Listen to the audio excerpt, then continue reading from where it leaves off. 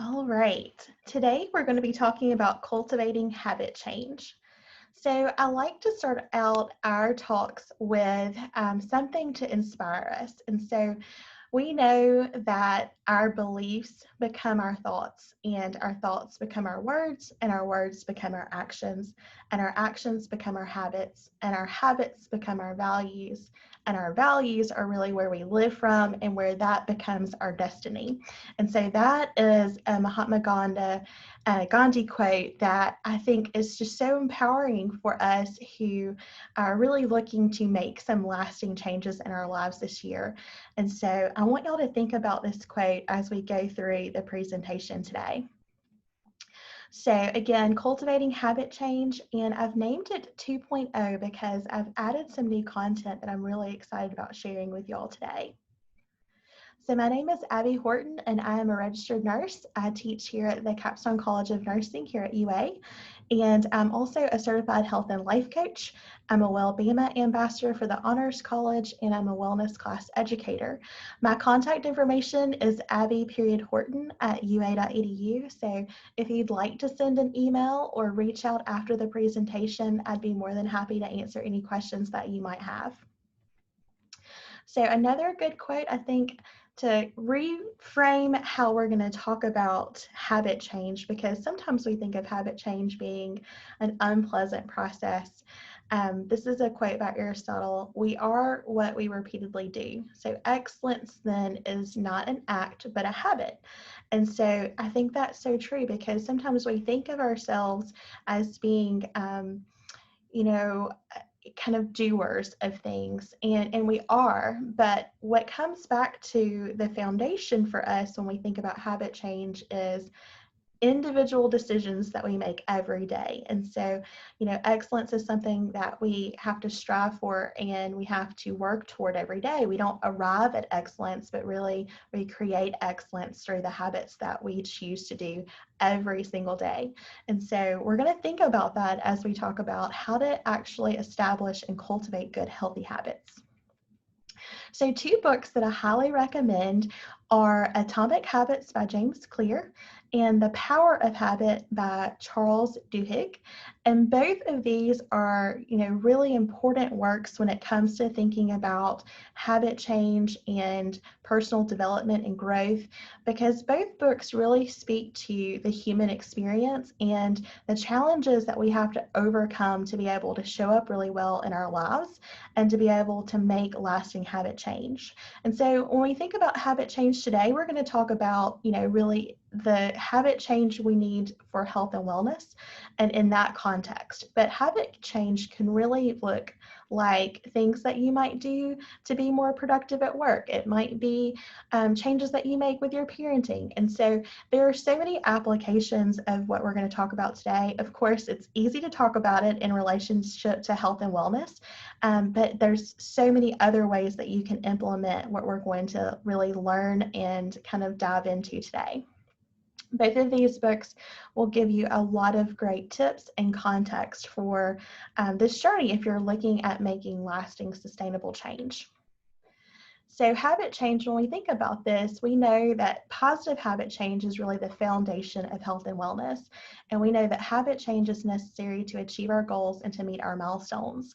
So many times the reason that we might, do a particular behavior or have a particular, habit that is not helpful for us, maybe it's leaving work and getting, something in the drive-through.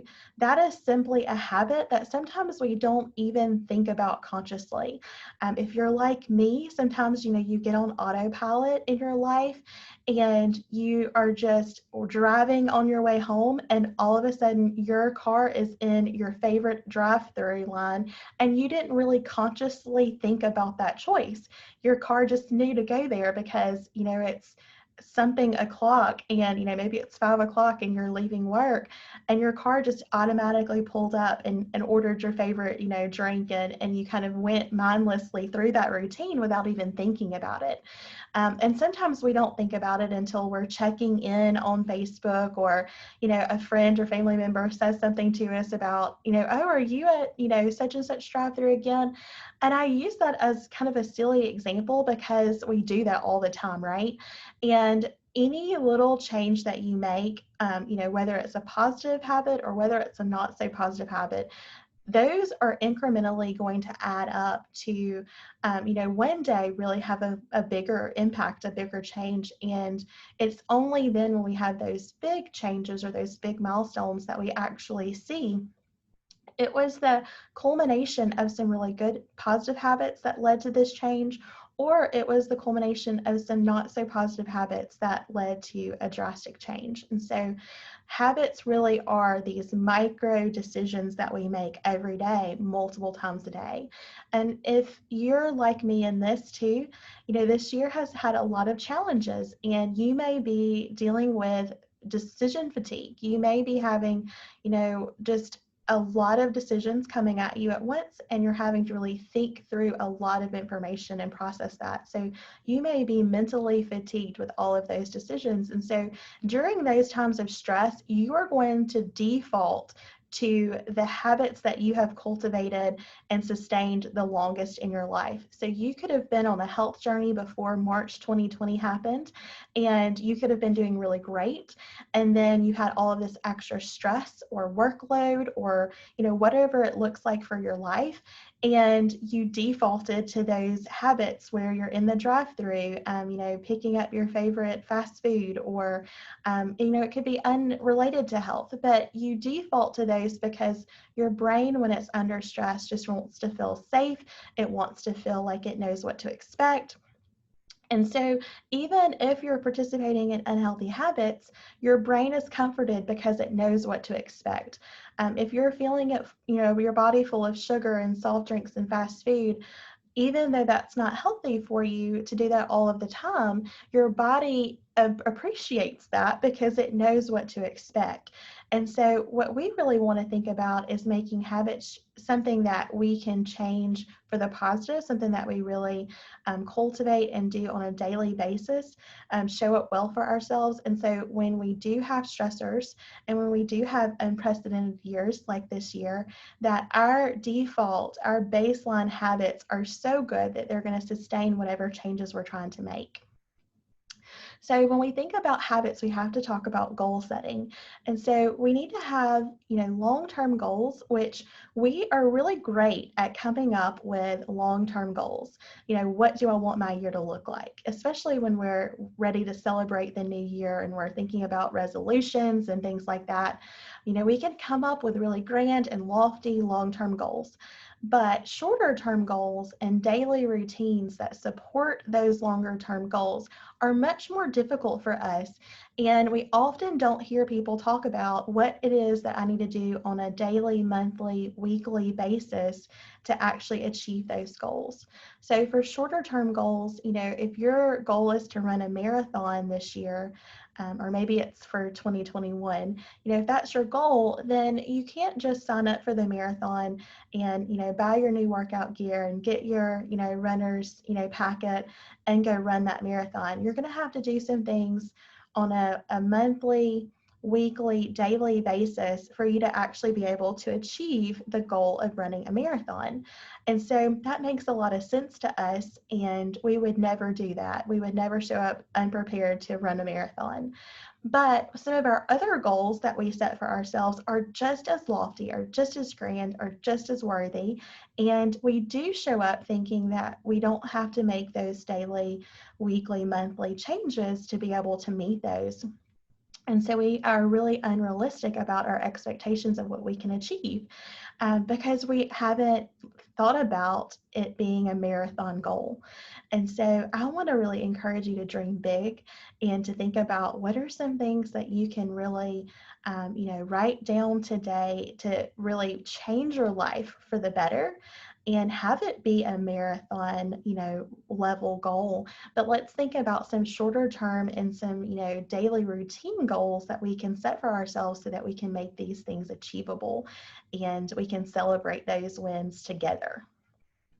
So later on, we're going to go through a worksheet that will help with that. But right now, I want to start with setting our intention. And so a lot of times we'll have intentions about the new year. I think we all have a lot of New Year's resolutions we're probably thinking about for 2021.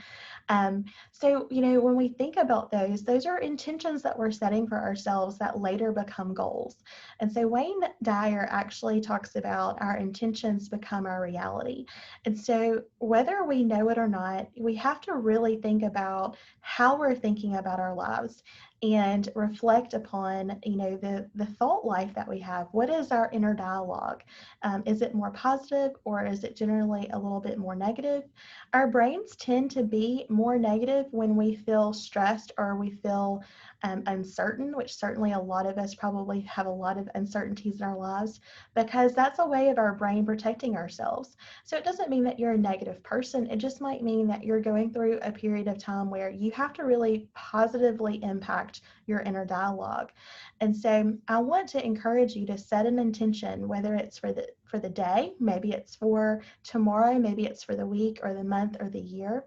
But think about what you want to achieve. Why were you prompted to sign up for a habit change workshop? What was the goal that you wanted to set for yourselves?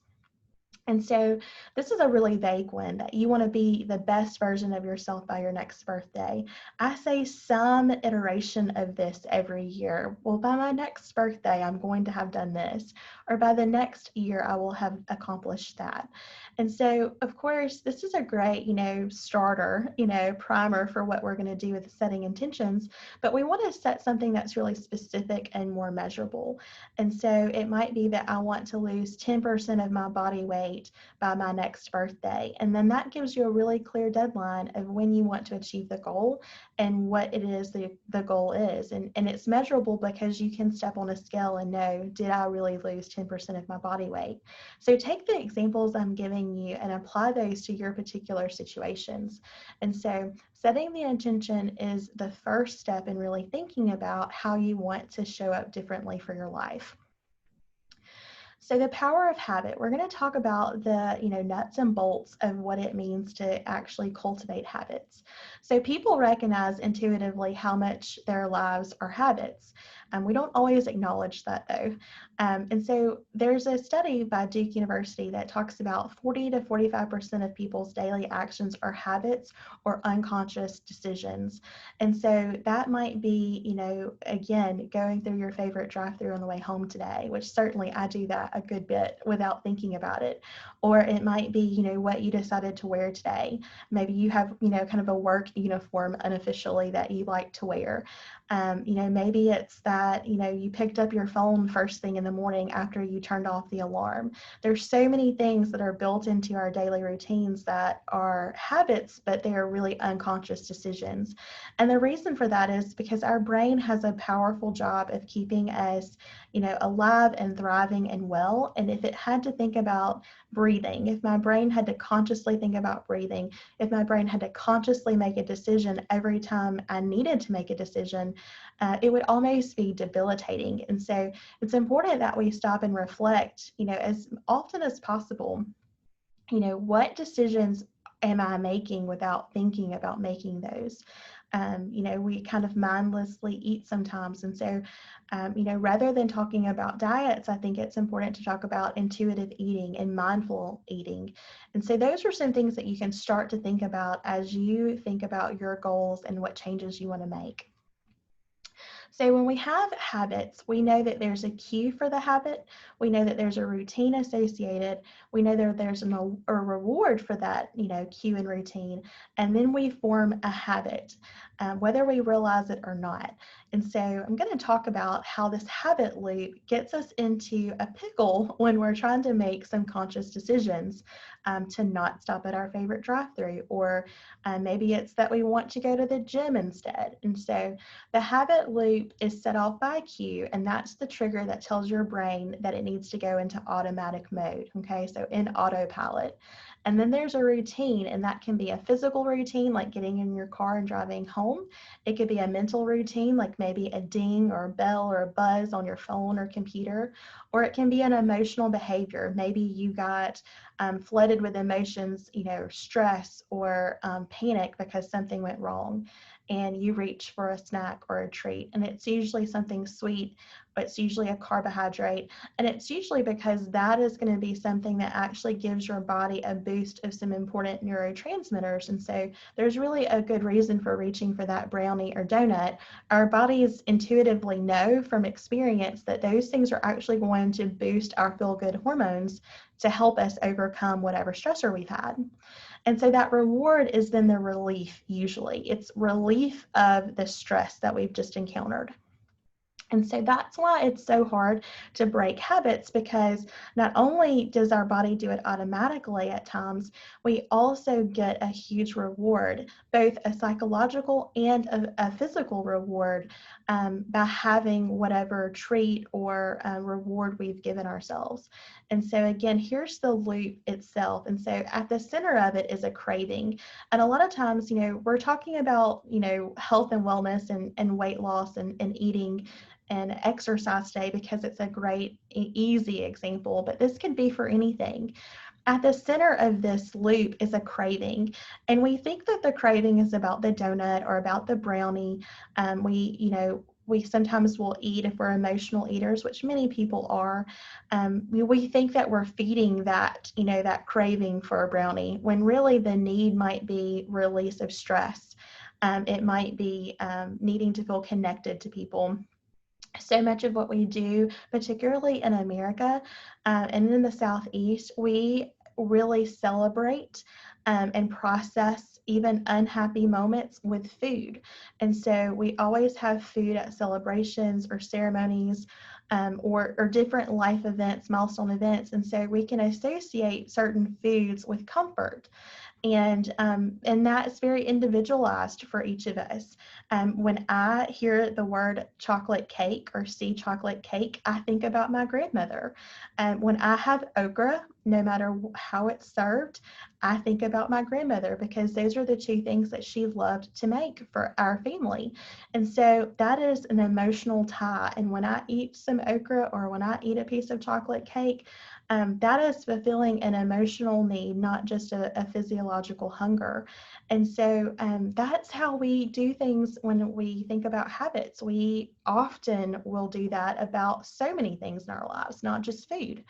And so the craving is something that we really have to identify, because we probably recognize the other components, but what is at the center of your craving?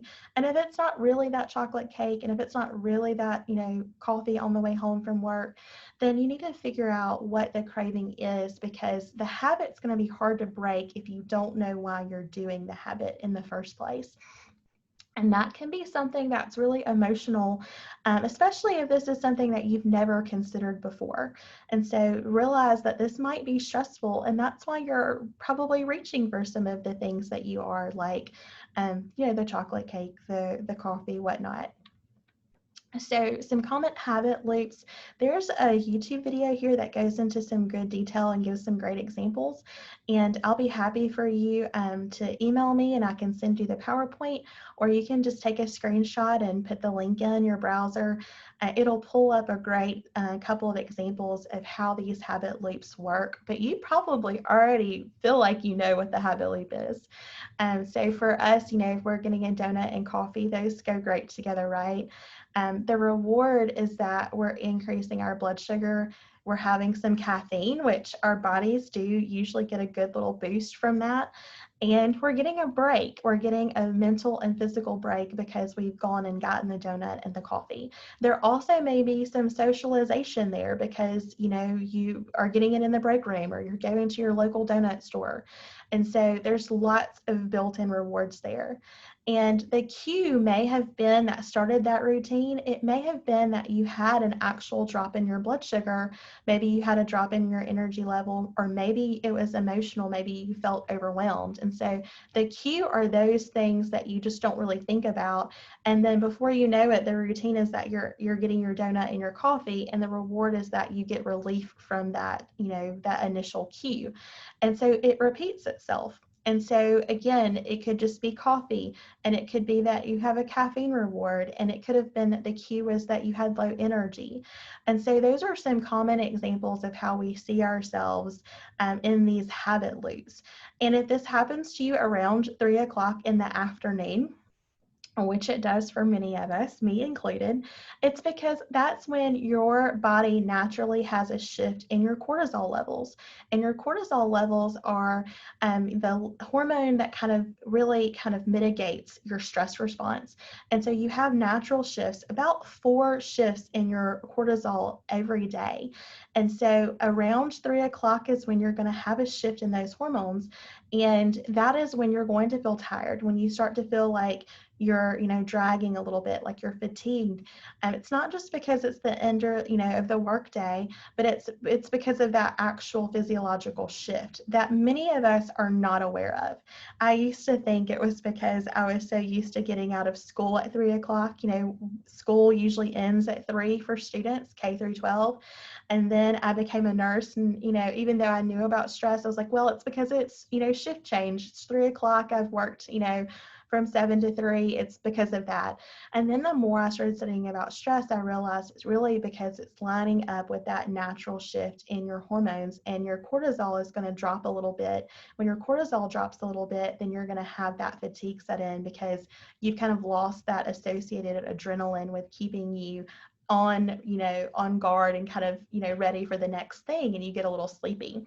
It's kind of that mid-afternoon slump you can get. So a healthier loop would be then, and think about maybe setting an alarm for 3 o'clock. Maybe try this today or tomorrow. Our sessions will end in time for you to be able to implement some of this today. Maybe set an alarm for yourself every day at 3 to say, I'm going to go take a walk around my building or my house if you're working from home. I'm going to go refill my water bottle. I'm going to go get a healthy snack. And I'm going to be prepared for when I start to feel that, slump or that low energy. And so you might go stretch or chat with your coworkers, and the break is going to be actually getting out of your space and going somewhere else. And this could be the cue, could be overwhelm, or it could be lack of energy. And so that's a healthier loop.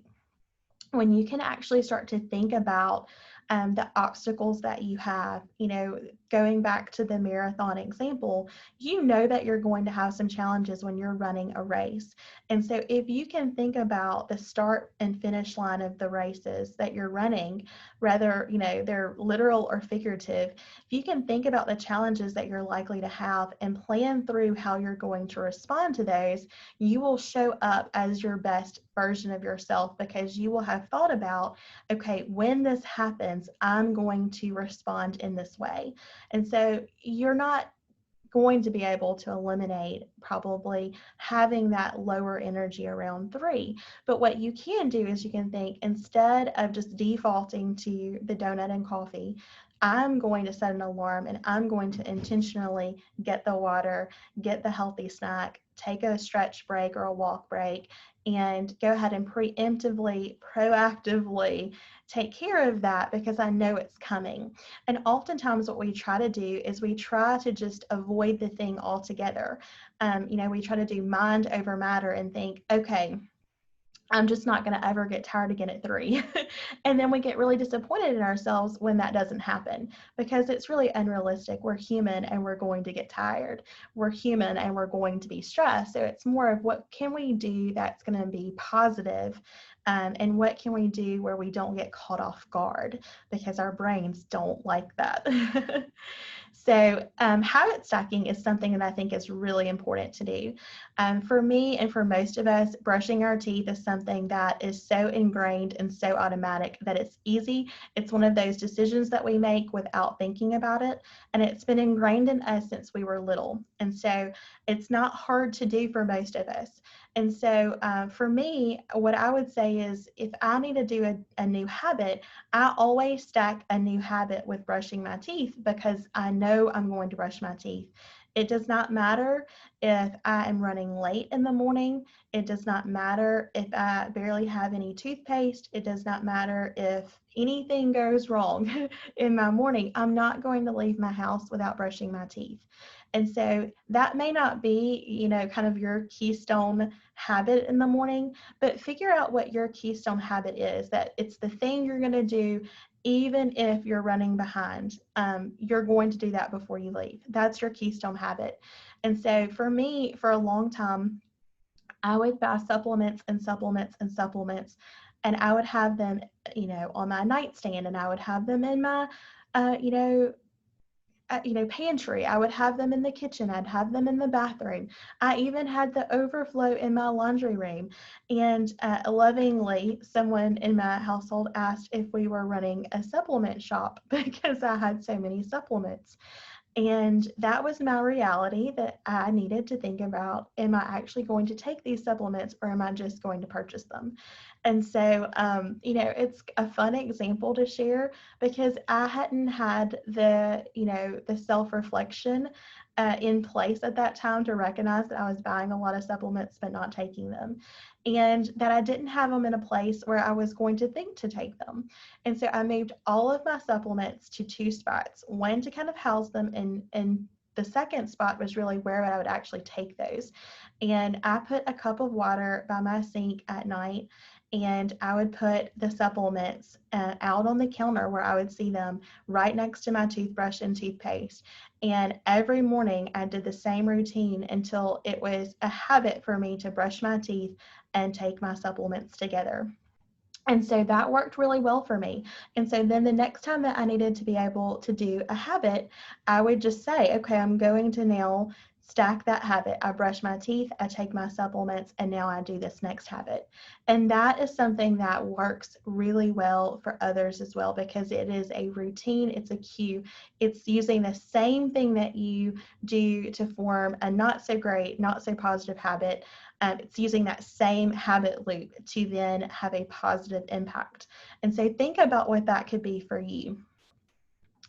So some more habit stack examples. So maybe you want to be more active. So after you turn on the shower to be able to get the water warm in the morning, maybe you're going to do 10 squats or 10 push-ups. Or when you wake up, maybe you're going to create a gratitude list of 3 to 5 things that you're really grateful for. That's something that's really positive to do for mindset when you're thinking about habit changes, starting a gratitude practice and bookending your day. The morning you gratitude journal and then the evening you gratitude journal. And the more specific that you can be, the better. So not that you're grateful for your job, but you're grateful that you got to have lunch with a colleague today. Not that you're grateful for your kids, but that you're grateful that your child brought you a flower today when you got home from work. So really specific examples of being grateful. That is more impactful for your mindset than just coming up with a generic list and repeating that every day. It's really teaching your brain to look for the little things that make a big difference. When you get into your car, I will meditate for 3 minutes. So I do this all the time. Meditation can be scary. We can think that we need to have expensive yoga clothes on and that we need to be sitting on the floor on a cushion for, a long period of time. And certainly that is a great way to do yoga, but that may not be realistic for you. If you have a few minutes and you can close your eyes, you can meditate. And there's lots of great apps and things that can help facilitate that for you if you're new to meditation. But I meditate all the time, particularly before I go to teach or before I do a webinar like this, or before I go into clinicals with my students. My students will often say, Miss Horton, why were you sitting in your car with your eyes closed? And I have to tell them, well, I was meditating before I came to meet y'all. And it's fun. And then they want to learn about it because it's something that they don't see people do a lot. And it just helps recenter and reset yourself for the day. I think meditation is for the mind what sleep is for the body. And then, one thing that I have to do a lot of is to override my coffee habit. That's why I talk about coffee so much. I love it. It's not a habit that I'm trying to get rid of. I try to embrace my coffee. But when I drink coffee, then I know I need to go and refill my water bottle and kind of offset that caffeine and, the extra things that go in coffee. When I walk into work, I try to take the stairs. Now, I don't always do this. People who work with me will know I don't always take the stairs, but I try to. And when I sit down for lunch or dinner, I'm going to take 3 deep breaths. And that's really helpful when you're going to eat a meal, that you actually work on your breathing, because breathing is going to be one of those things that helps with your autonomic nervous system and your stress response. If you're like me and you're eating your food in the car, driving around in local traffic, your body is stressed and you're probably not processing that food in the same way that you would if you were sitting at a table or even at your desk, not stressed. And I used to be notorious for eating 2 out of 3 meals in my cart on the way somewhere in a hurry, and stressed because you're trying to do more than one thing, right? We're not really designed to multitask as much as we think we are. And so taking some good deep cleansing breaths, making sure they're deep breaths, that's going to help really reset your autonomic nervous system and prepare yourself for sitting down to have a meal. And that's important when you think about mindful or intuitive eating. If you're struggling to lose weight, a lot of times it's because of the chemicals that you're consuming, not just the calories, and it's because of how stressed you are. And so that's important to make sure that we really think about that. So for James Clear, he's one of the authors that I talked about earlier that I really recommend you following him. He talks about all big things come from small beginnings, and that's so true. It's really the micro habits, it's the micro decisions, or what he calls the atomic habits. I was going to say autonomic. The atomic habits, they're the small habits that we do every day that really do add up over time. And so that's why he talks about taking baby steps to cultivating new habit change, because we are going to have more sustainable, long-lasting change when we do it that way. But we can be really all or nothing thinkers, and we think about, okay, we're just going to go cold turkey. That's our response to everything. It's all or nothing. Either, I'm working out and I'm doing the most intense workout the most times a week, or we're not doing any workouts and we're sitting and we're really sedentary. And so think about just being 1% better. What is the best decision to make for me today that maybe I didn't make that decision yesterday? And remembering that we're not in competition with other people, we're really in competition, if you want to see it that way, with ourselves. How can I show up better today than I did yesterday? So it's important to think about our triggers, and we all have them.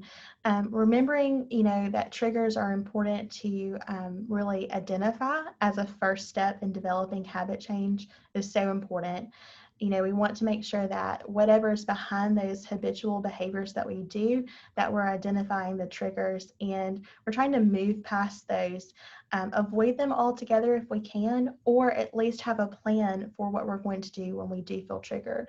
And so spend a few days thinking about and tracking your habits and thinking about, your inner dialogue and the triggers that you have. And you can ask your questions like this, where does the habitual behavior happen? What time of day is it? How do I feel when it happens? Are there other people involved? So does your kid drop something and then you immediately feel stressed? And then when you feel stressed, you immediately want to go and get a snack or a Diet Coke or coffee?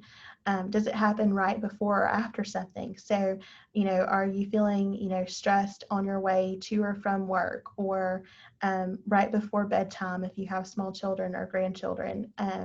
Any of those kinds of questions that you can ask yourself, that's going to give you a lot of insight into how you need to actually interrupt that habit loop.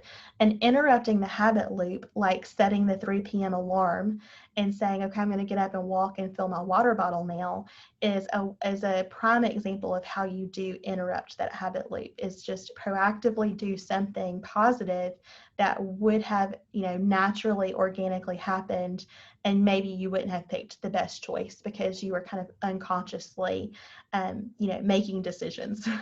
So identifying triggers is key. And then some steps to actually cultivate habit change. We're going to write down a goal that we might have a little bit later. And this is important because we want to actually put pen to paper and declare the goals that we want for ourselves. And so list, kind of the reasons why you want to make these habits, why you want to make these changes. Identify the possible obstacles and challenges like I've mentioned, and then come up with a plan that includes solutions. And it's never fun when we identify problems without having some solutions to actually, kind of implement, and practically speaking, to try to avoid some of the issues we might see. And then seek accountability with a friend, with a partner, and follow through with a plan. And you want to track and evaluate your progress as you go. And then you want to try to maintain your motivation as much as you can. But really, motivation can be tricky because we're not always going to be motivated, because we are human. And we're going to have days where we don't feel like working out. We're going to have days where we want to eat a second helping of dinner or have an extra snack or something like that. And that's unrealistic to think that we're going to actually be motivated all the time. We're not going to be perfect. And so really cultivating habits is going to override your lack of motivation, because it's going to be your default. If you without fail, get up every day and at least move your body. Maybe you don't work out every morning, but at least move your body every morning. Your default is going to be to get up and to move your body every morning, even when you're stressed. If your default is to always brush your teeth in the morning, even if you're running late, you're still going to brush your teeth. And so that's what actually, overrides your lack of motivation, because we don't always feel, super happy about brushing our teeth. There's nothing overly fun about that. For most people, it's not that fun, but it's a habit. It's a keystone habit that we've already built into our day. So this is the sheet that Carolyn McVicker so kindly emailed to you earlier today. And I'm going to show you an example of one that's already filled out. And so this is actually an example of something that I do and track for me when I actually set goals.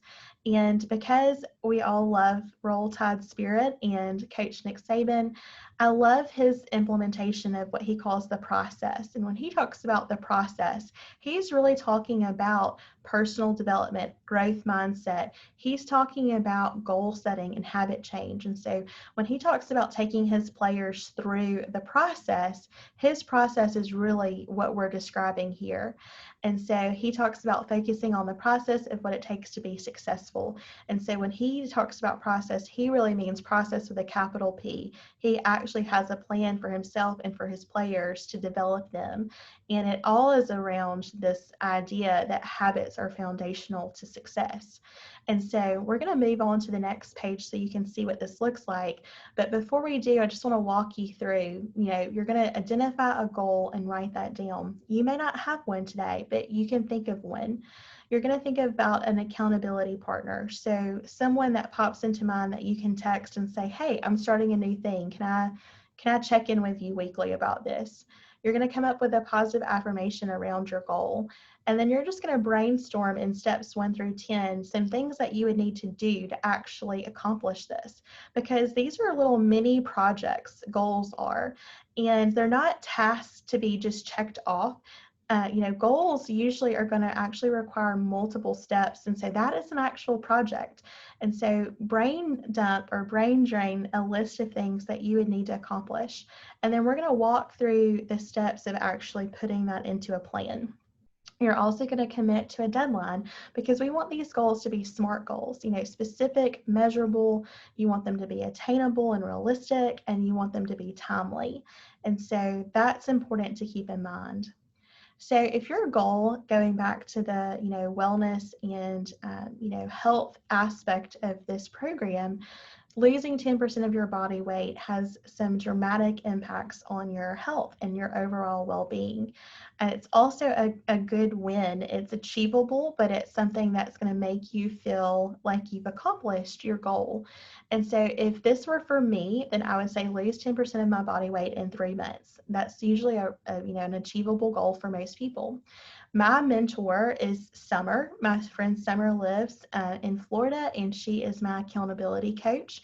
And so she's the person that I check in with about my, weight loss goals and health and wellness, among other people. But she's someone who would hold me accountable.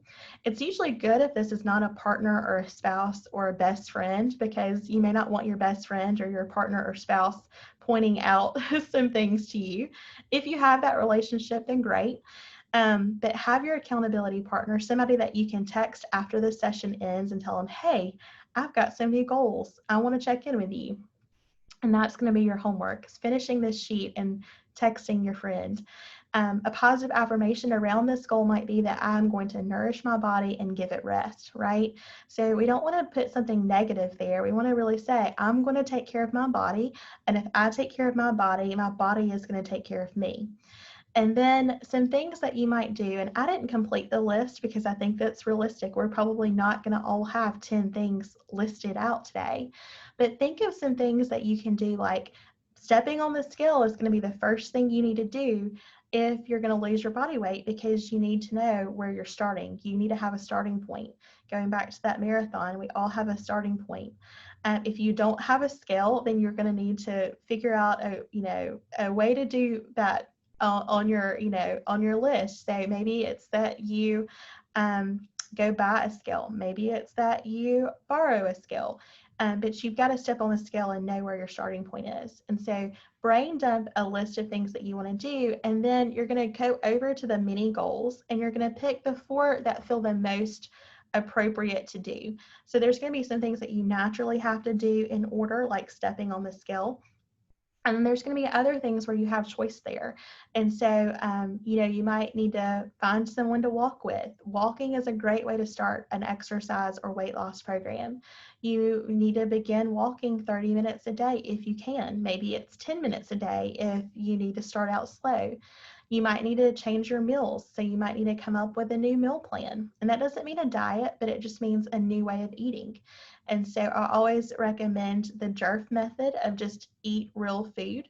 And that's just eating whole grain, whole, body food that you would get, that you could grow out of a garden. So not processed or packaged food. If it comes from, a manufactured plant and it's in a package, it may not be the best choice. And so here under the timeline, you can have stepping on the scale.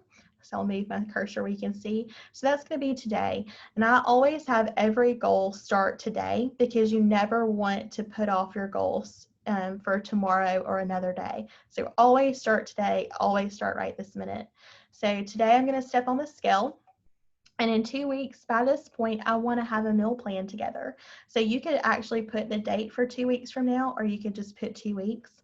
And then maybe you're going to have your walking plan and your walking buddy in place by 1 month. And then this isn't on the list, but it's over here. Once you've accomplished these many goals and you've created your action map, then maybe you want to join a gym because you've shown that you've committed to this way of life for 2 months. And now you're ready to kind of, level up. You're ready to do the next thing. So maybe you join a gym. Maybe you get an online membership that you can do at home. Whatever it is for you. That's how you really map those things out. And then in 3 months from now, I would go back and actually put the date. So I would put December 2nd, 3 months from now, and I would step on the scale again, and I would write my starting weight here, and I would write my weight at 3 months. And this is a great way for you to actually track what you're doing. And so your deadline 3 months from now would be December 2nd. And so this is going to be really specific. You're going to know if you did these things. And so stepping on the scale, how will you measure that? Well, you're going to know because you used your tracker, you stepped on the scale, and you've got your weight measurement. How are you going to know that you found your walking buddy? How do you measure that? You're going to know because you sent them a text message or you called them on the phone and you wrote down, okay, we're going to meet at this time and this day, and this is what we're doing. You might start tracking, your walking and move spring app when we do the challenges there. Maybe you're using your Fitbit or smartwatch. And then your meal plans. You can start meal planning and prepping 3 lunches a week. So maybe instead of, going out for lunch every day, which a lot of us like to do, we're really fortunate to have some great restaurants in Tuscaloosa. Maybe you start to bring your lunch more often to work and have lunch at your desk or have lunch outside when the weather permits. And so those are some great little mini goals that you can do to break that down into really manageable tasks and pieces of that puzzle that you're putting together with this whole, weight loss journey or wellness journey. And it works great for weight loss, but you could also do this for productivity. You could do this for mindfulness and meditation. You could do this with relationships. Maybe you want to cultivate your friendships and relationships. All of those things are really, really important to do and pretty easily accomplished with this worksheet. So just make this work for your goals and what you can do with it. So preparing for success. I always say that you have to honor your own wisdom. So honor your body, honor what you know to be true, because what works for me is not going to work for you. And so I give you these things as kind of a menu for you to pick and choose what resonates and what works for you, and then just leave the rest. So know that even if we all were to have the same starting weight, eat the same foods, and do the same workouts, we don't all have the same bodies. We don't all have the same lives and lifestyles. And so even with all of those things being the same, we're still not going to look like, feel like, or accomplish goals the way someone else would do with the same circumstances, because we're just different. And so again, honor your wisdom, listen to your body. Remove triggers, try to change your environment. So for me, I like to tell people there was one particular drive-through that I loved to go by, and on my way to work and on my way home from work, I really couldn't avoid it. And I would see the big sign, and I would just end up in the drive-through every day on my way home. So when I decided to make some changes on my own health and wellness journey a few years ago, I had to go out of my way and take the long way home and the long way to work to avoid that restaurant, because I could not see the sign and not stop and get a drink with some of my favorite ice. I loved the crushed ice, and I loved the soft drink I could get there, and it was just a couple of dollars, and there was definitely a reward when I got that drink.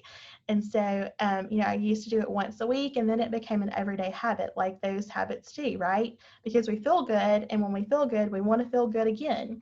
And so, truly, I had to go home a different way for about 6 months. And I gave up drinking Mountain Dew about 6 years ago. I don't know the exact year because I stopped tracking that. But for a long time, drinking Mountain Dew was something that was really causing me a lot of harm because I was so addicted to it. And so when I drove past this restaurant, they had the best Mountain Dew in town, and I could not see the sign and not go there. So removing the trigger for me was I have to find a different way to and from work. And that might sound extreme, but it was effective. And now for someone that was always walking around with a Mountain Dew in their hand, to someone who hasn't had one in 5 to 6 years, no one who knew me before would ever think that I could have given up Mountain Dew. And so that's a win, because I learned to build confidence in myself and to trust myself that when I say I'm going to set a goal, I'm going to do it. And now I can drive home and I can see the sign, and it's not nearly so tempting. And, I don't have to alter, my life to get around that. But, in the short term, you might need to make some changes like that. Choose something to replace the unhealthy habit. So I had to start, getting a coffee. So I took the other way home and I went to my favorite coffee shop, and I adjusted the coffee order so that when I was getting something, it was not as unhealthy. And certainly it might have had sugar in it and caffeine, but it didn't have as many chemicals as that Mountain Dew had. And then I eventually had to just start bringing a water bottle and bringing a packet to put in my water. And so I baby stepped my way down. I give you all of these examples because I think that's really helpful when you start to think about how you need to make changes and adjustments.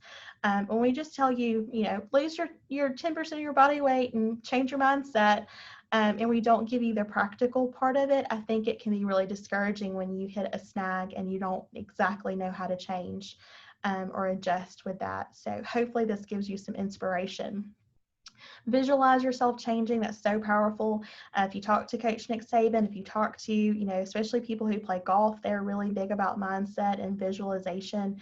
Visualize yourself winning. Visualize that touchdown. Visualize that, crossing of the marathon or whatever it is for you. And that is really powerful because our brains like to fulfill what we are telling it. And so when we're telling it we're successful, our brains are like, yes, we are successful. And it takes the steps and actions needed to actually be successful. Monitor that, internal dialogue, and it may be negative self-talk. And what I would say to this is we listen to ourselves a lot. And this may be one of the most profound things I could ever share with you. And it's something that took me a long time to realize.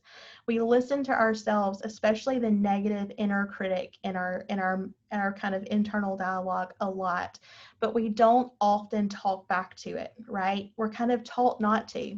We listen to the voice because we can't help it, but we're kind of taught not to engage the voice. We kind of ignore it, right? Because you're not supposed to talk to yourself. That's what we're told.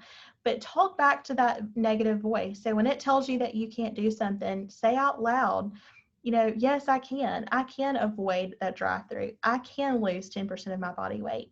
I can show up really, healthy and well for myself. So actually talk back to the inner critic or that inner dialogue, and you'll see yourself really starting to make more change. Start small, take baby steps, change one thing at a time, always, always, always, because otherwise you get overwhelmed. Anticipate setbacks, know that change is going to take time, reward yourself along the way, and just try to use non-food rewards if food is your struggle. Use non-fitness rewards if fitness is really hard for you. Pick something that feels really good to you. It doesn't have to cost a lot. It doesn't have to take a lot of time. It could be a sticker. It could be, your new favorite pen. It could be a different coffee at the coffee shop this week. But just pick little things to reward yourselves. And then practice self-care and mindfulness. And then always ask for help when you need it. We are designed to live in community and support one another, but now more than ever, we really hesitate to ask people for help. And I think we need to normalize asking people for help and relying on our communities, because that's what we need and that's what we're really designed to do as humans.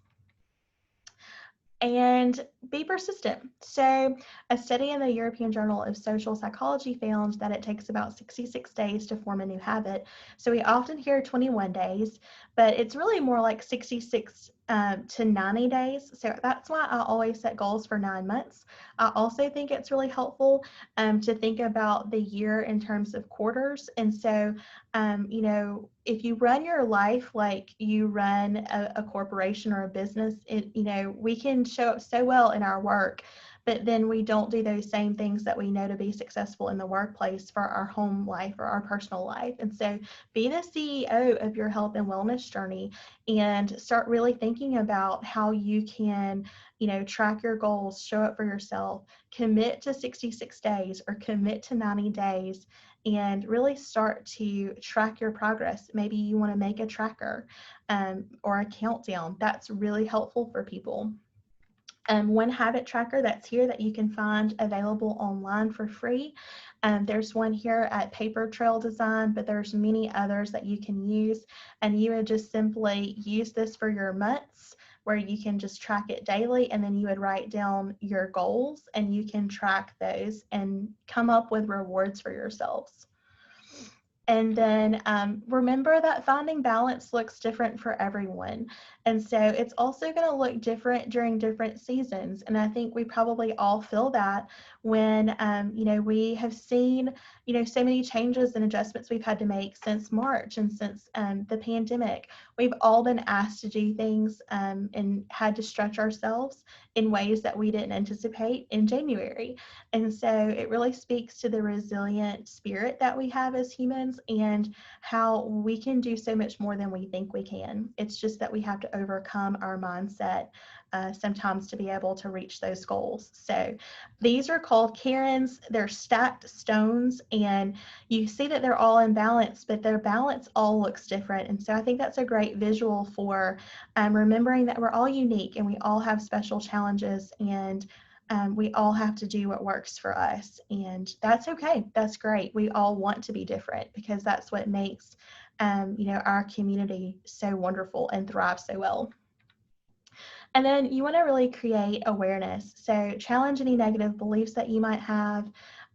Seek help if you need it. Pursue that positive mindset. Try to develop a good, wellness plan and self-care strategies and stress management strategies. If you can do that on your own, that's great. If you need help, then get help, because that's what, people in the medical field are here for. Mindfulness and meditation, you need to let your brain rest and meditate for a few minutes a day, like I mentioned. Journal, self-reflection, all of that's great. Gratitude practices, mindfulness with your breathing, just as a recap of some things we've mentioned. Being really intentional about your social media and technology use and being present in the moment, that can be really difficult for us. We're usually past or future oriented, but we rarely live in the present moment, and meditation can really help cultivate that for us. And then some practical tools. These are journals and trackers and things that can be really helpful for you. So Cultivate What Matters, Brendan Burchard, and then Start Today Journal by Rachel Hollis. These are all products that I've used in the past that really help with goal setting. So Cultivate What Matters really helps with the goal setting aspect. For me, Brendan Burchard and Rachel Hollis have great actual products that help with the goal aspect of the habit change tracking that you can do. But there are many, many free resources online, so you don't have to pay for anything to actually get started. And the free sheet that Carolyn sent to you is the perfect way to start out small. Some other resources that are really helpful, things like listening to music. So I have a totally stress-free Spotify playlist that I listen to, and I listed it here for you. It's a great way to relax. And a grounding exercise might be the 5, 4, 3, 2, 1 method, where you kind of count down and you think about things that you can see, touch, hear, smell, and taste using your senses. There's some apps across the top of, mindfulness. Be Focused is a timer that can help you really with time blocking. Breathe and Relax is to help you with your breath work and, really slowing down your breathing. Colorfly is a great way for you to actually color and de-stress at the end of the day. Coloring is very relaxing for most people. The Motivation app is one where you can actually have motivational quotes sent to you. So if you don't have someone that kind of pours into you in that way, you can set up the app for it to actually text you, and you can adjust the settings on that. And then these are 2 great yoga exercises that you can do for free on YouTube, where Yoga with Adrienne actually walks you through from a beginner yogi to really working on stress and anxiety and things like that. And yoga is a great way to incorporate movement and mindfulness. And then I included an affirmation here: I'm surrounded by love, all is well. And so when you're starting to feel stressed out or overwhelmed, it's really important that you actually remind yourself that you're okay, because most of the anxiety that you have or stress that you have is anticipation of future issues. And so if you can say, you know what, I'm stressed out, but I'm okay, and, just call your name, Abby, I'm okay, it's okay. That's a great way to kind of internally, combat that, negative self-talk, and you can even say it out loud if you want. And then Brian Tracy, successful people are simply those with successful habits. And so he's a leading expert on time management and a great resource if you want to check out some of his work. So some upcoming classes that we have, we have a minority health webinar on September 9th at 1, and then we have stress and relaxation techniques, where we dive a little bit more into some of the things I mentioned today on September 23rd at 1. And we would love for you to follow us on social media. Ashley is on the call today, and she does a great job with managing our social media outlets. I also want to mention our blog, which is new, and the blog has a little, kind of blog article that I write each week for each class that I teach, and has some additional resources there, particularly the ones I mentioned today by James and Charles. There's some links there and some free resources on both of those sites if you want to check those out. I'll let you do a quick screenshot if you want the web address to the blog. And then we would love for you to reach out with any questions, and we do have health and life coaching available. If you'd like to learn more about that, you're welcome to email me at my email address there, and we can talk more about those sessions. We typically do 4 sessions for life coaching, and we do those based on goals that you want to work through. So we're going to take some questions. All right, thank you, Heather. There is one thing, and if y'all will humor me, I want to read this passage from a book. This is the book. It's called The Journey Blueprint, and I typically don't do this. While y'all are thinking about your questions and putting those in the chat, we'll go over a little bit, but that's okay. If you need to leave, that's fine. But I think this is a perfect way to end our time together. This is a book called The Journey Blueprint, and it's by Julie M. Boucher. And it says plan to fail. And this is all about the hero's journey.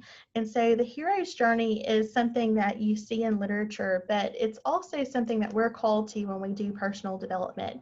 And so Joseph Campbell is someone that you want to look up if you're interested in the hero's journey.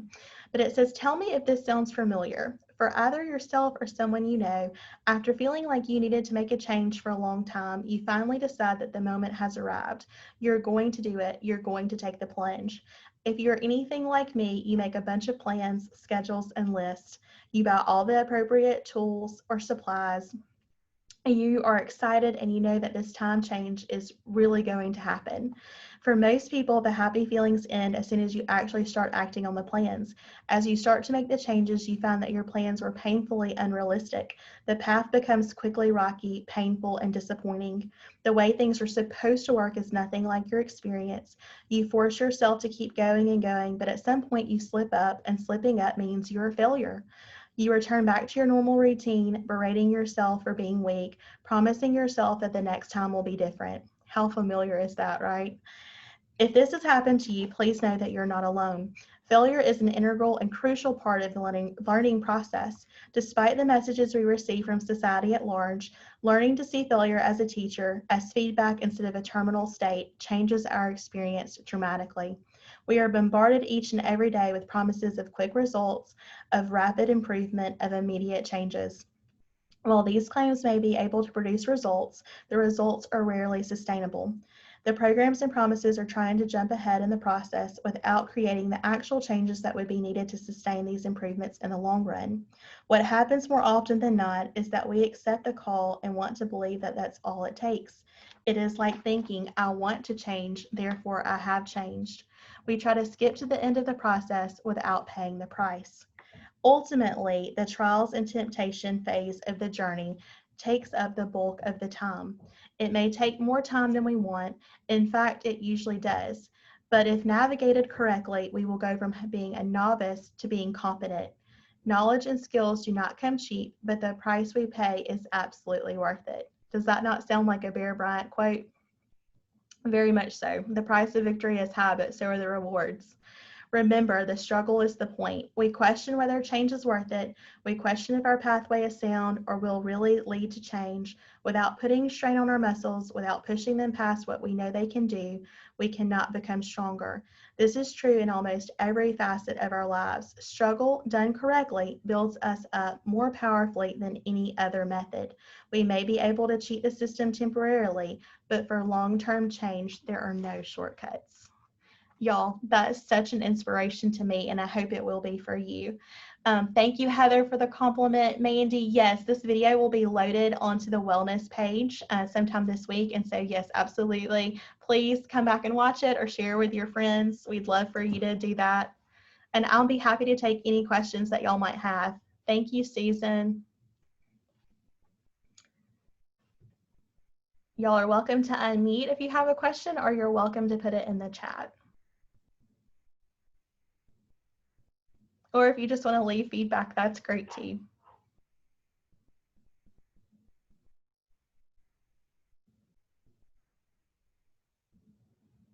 I'll wait just a couple more minutes.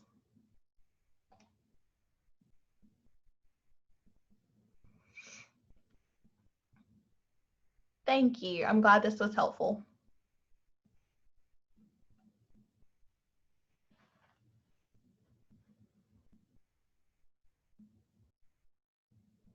Thanks, Rhonda.